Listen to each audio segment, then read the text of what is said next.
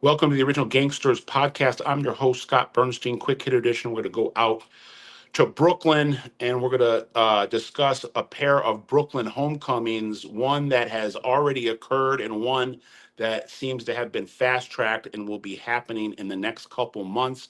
I'm talking about two of Brooklyn's favorite sons in terms of the gangland landscape, Tommy TK Reynolds and Skitty Teddy Persico. Um, Skinny Teddy Persico, who is on the verge of being anointed New York City's next godfather, is going to be assuming the reins of the Colombo crime family when he comes out of prison. Most likely in the summer, will hit a halfway house. His new out date is now September of 2025, moved up from the spring of 26.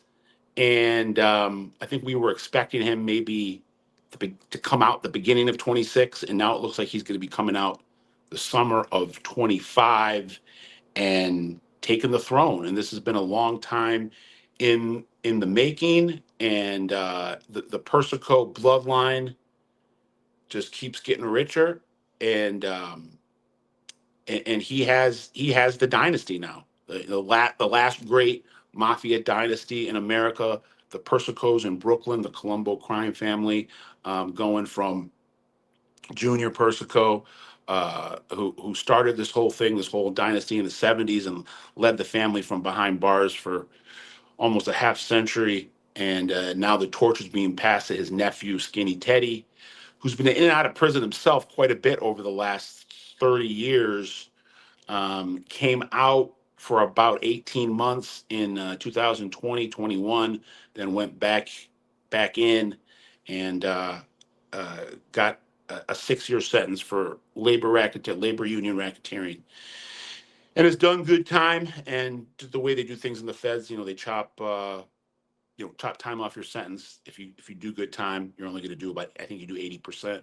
So he'll be coming out. We'll obviously be tracking that, and let everybody know when you know it's in stone, when he hits the halfway house, and then we can get into some of the particulars of that in the coming months. But right now, in the last week, Tommy TK Reynolds, he's quite resilient, and think about, say whatever you want about the guy. He's a convicted murderer. Um, he's a guy that stood tall though, and when a lot of the guys around him from the group that he came up with, the Bath Avenue crew, that JV mob for the Bananos, a lot of those guys didn't, and cut cooperation deals, and Tommy TK Reynolds, just kept the faith, and he was looking at life, and then slowly through the legal process, through the justice system, began getting sentence reductions and compassionate releases. It started about 20 years ago, and he went from life to like 40 years to 30 years. Um, and now he ended up doing about 25. And there was, we've been following it and doing some content on it. There was uh, his judge ordered him released immediately right after Labor Day. Um, and that release, based on our reporting, got delayed because there was pushback from prosecutors and law enforcement, both current and former, as well as um, victims' families, weren't thrilled about him coming out early, and they made it a thing um, that lasted throughout 2024. Didn't allow Tommy back for the holidays, whether it be Thanksgiving or Christmas. But right after the New Year, um, he was released, and he walked into a halfway house, walked out of Otisville and into a halfway house in New York City. Now trying to get his life back together.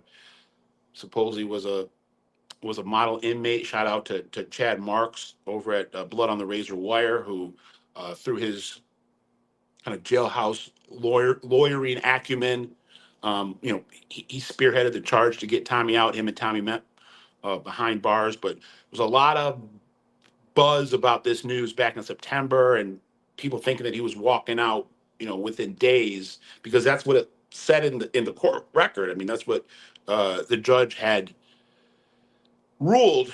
But sometimes, as crazy as this sounds in the legal system, sometimes the judge isn't always the final say. Most of the time he is, and then at the end of the day, he was here. But sometimes the BOP um, can trump the judge in some small cases.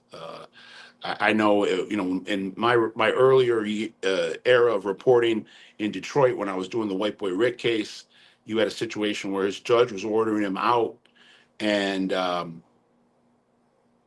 the state of Michigan said, "I don't care if your judge is ordering you out; we're keeping you in." And it's not the exact same situation here, but Judge Garofis wanted him out. He is out. It just took an extra 3 or 4 months. So welcome back, TK Reynolds and Teddy Persico. Again, based on what's on the BOP website, his out date has been um, pushed up, and he'll be officially out on September 30th, 2025. But as we know, most likely will hit a halfway house before that. So I'm guessing by July 4th, Teddy Persico, I'm guessing at the latest at July 4th, Teddy Persico will be out. But you never know with high profile inmates. They could keep him, in theory, they could keep him to into the fall. But I'm guessing that he'll be in a halfway house this summer, and the new Persico era in the Colombo family will commence. And little Rob D'Onofrio, who's done a great job as the acting boss these last couple of years, he'll step aside, and Skinny Teddy will take the reins, wear the crown. And it's something that he's been planning for and dreaming of for a long time. So we'll see how it works out. Please like, share, and subscribe to the OG Pod. Check out our web magazine companion, The Gangster Report. And if you get a chance, go check out our Patreon, members only, where we do, it's not breaking news like we do at OG Pod. It's more analytical, anecdotal. We're rolling out fresh content with LCN member or former LCN member that's never told a story before, Nove Toko of Detroit. So check out that content. And we love giving you your true crime fix here at the OG Pod. Again, like, share, subscribe. Scott Burnstein, OG Pod here, uncovering the underworld, one city, one region, one country at a time. I'll see you next time.